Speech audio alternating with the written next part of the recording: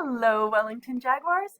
This is Miss Foster with Level 1 of the Wellington Lower School Origami Jaguar Festival. Yee, I'm so excited. For our paper today, you're going to need one piece of origami paper that is cut into a square. This is actually a piece of fancy letter writing paper that I cut into a square. And we sent around a video earlier, and there's another attached on the list of choices for our fun week that you have that will show you how to make these. I decided to make my Jaguar paper with spots. So it's got spots on one side for a Jaguar and it's blank on the other side.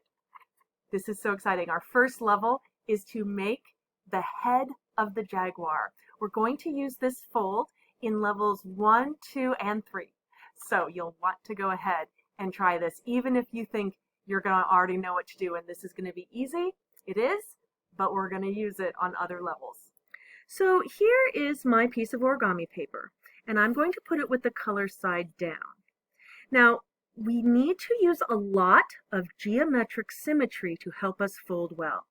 So the first thing we are going to do is fold this paper along this line right here in half the triangle way. Now when you get up here, you want to look. You want to make sure that the corners are right over each other and the edges are right next to each other. Edges to edges and corners to corners. Is this right? No. Is this right? I don't know if you can see it. It's a little bit off. That's as close as I can get it. Once you get it lined up, push down with your 2 pointer fingers. Pull one of them back to the crease and press down hard. Bring the other back and press down next to it. Go away from one finger and back to the middle. Away from one finger and back to the middle. And I've noticed that when I folded this, it's not quite right down here. This is a very forgiving fold, but if you want to make a few adjustments, do. And then notice that I am carefully creasing my crease at least twice. That's always a good idea. Now, these two acute angles, which means they're smaller than a right angle. By the way, this down here, for those of you who've been practicing, that's a right angle right there. These are the ears. But we don't want them sticking this way. We want them pointing up. And this can be a little crazy. We're going to take this acute angle and bring it down to touch the right angle at the bottom. The edges will be parallel, meaning they go in exactly the same direction, and adjacent right here, which means they're next to each other. So I'm just going to bring it over, and I'm going to bring this point right here to go right on top of that point. Okay, I'm pressing it down. Now I'm going to check my edges here. If I'm off like this, that's not what we're looking for. If I go like that, it's not what we're looking for. I'm getting it all lined up, making sure my edges are parallel, and then I'm going to crease it once, and then I turn my finger over and push down and go over it 2 more times to make a nice sharp crease. My little dog is barking right now. Please forgive her. Luna, hush puppy. Same thing over here. I'm going to take this pointy ear and also bring it down so that it touches the same point as the other one, right there. My edges look pretty adjacent here. I'm going to crease it down, holding everything in place, and then go over it a couple times. A nice sharp crease. Ooh, look how nicely this fits together right here. Can you see that? Very cool. But you guys, I told you we wanted the ears to go up. So now what we're going to do is make the top of the head, right where the open part is the nose down here. I'm going to take this top though, and I'm going to fold it down just a little bit, maybe as far as my pinky. That's all. Just a little bit, so that the point touches this line right here that was made by those 2 ears coming down. So that'll keep it right in the middle. Oh my goodness, I am right now pressing through 8 layers of paper. Wow, that is a lot. So if that's a little bit hard, that's okay.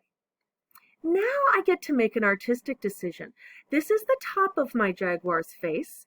I want the ears to come out to the side. So I'm just going to bring them up. If you want big Jaguar ears, you could do it like this. If you wanted smaller ones, you don't have to go down that far. I'm going to make mine nice and big because Jaguars also have ears that aren't so pointy. So if you wanted to fold back the point, you could do that too. This one I'm going to try to make about the same. I am using this triangle part to help me line it all up right there. And crease my edges. And fold down his ear a little bit too so they look like each other. And now I'm going to turn this over. So here's my jaguar face. Now, the problem is that jaguars don't have pointy chins. So I'm going to fold up what we're going to call the snout. And I'm going to do both layers of paper there. Maybe you can see I've got both layers of paper. We're not going to leave them both there, but we want to fold both of them. Go over that crease. And now we're going to unfold the bottom one. And we're going to open this up and slide that point inside. I'm going to show that to you again. Watch it again. So here's my right angle. I'm going to fold it up and try to get that right angle pointing right into the middle. Then I have 2 layers of paper here. Maybe you can see them. I'm going to take the bottom one and unfold it, lift up the top one, and then just tuck this inside. There we go. The last move I'm going to make is to put the jaguar's nose on, and that means I'm going to take this right angle right here and just push it down as far as it needs to be a nose. Now, other things you can do with this. You might decide that you don't like these points here on his cheeks. I happen to think they look very cute, but if you don't, you could also fold those back so it looks more like you want it. You have some artistic license here. Excuse me. I don't know, do I like that better? Or do I like them pointy? Really, you guys? It doesn't matter. Make it how you want. Now, to finish off my jaguar, I might want to get out the crayons I used and add some more spots here. I don't know, I think I might want a few more spots. I also could take a marker, and maybe I want to color in my nose a little bit more. Maybe make some of those dots where cats and jaguars have whiskers coming out. Maybe I want to draw some whiskers on my cheeks. You don't have to do all this, but you can. I think I want to do eyes, and I like to make them as an oval, and then only color in part of the oval. That kind of makes it so it's like the light reflecting in that direction. And there I have my little jaguar. I could give him that little snout with those 2 little J's, one's flipped from the other one. And that's my jaguar right there, my Wellington Jaguar. So I'm done with level 1. We will be using these heads on levels 2 and 3. Ugh, so much fun. So I am available to help you at least one time for your grade level. But if you want to come to other grade level meetings and do more, you can. It took me several practices to get this jaguar face to be something I really understood. Maybe this is enough for you. Maybe you want to do more right now of these. If you do more than one, would you consider sending it to me at school? I have this dream where I collect lots of jaguars from our Origami festival, and we can make them into a beautiful artwork that you all can see when we get to be back together again. If you are willing to do that, then make a jaguar. It can be any paper you want, any color you want. You totally get to pick any size you want. And do it just how you want to do it. And you can practice it. You can use this one. I'll use this one. Or you can make another one. Then here's what I want you to do. I want you to turn it over and put your name on it. My first name is Erica. And this will help me to know whose jaguar it is. And maybe we can include your name.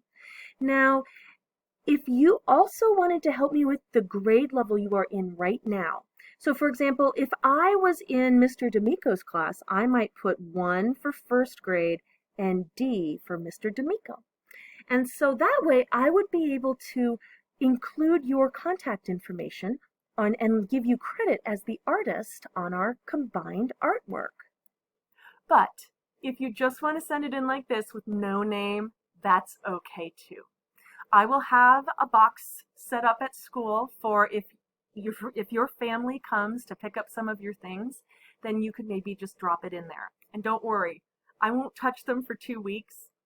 I might even stick them in a paper bag and microwave them just to make sure all the germs die. So don't worry about getting me sick, just drop them in there, and then we'll have some special artwork. I hope later in the school year.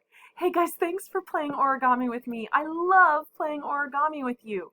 Come and fold with me on Zoom and send me a note on Seesaw or have your parents help you with email if there's anything I can do to help you love origami more. Bye bye for now.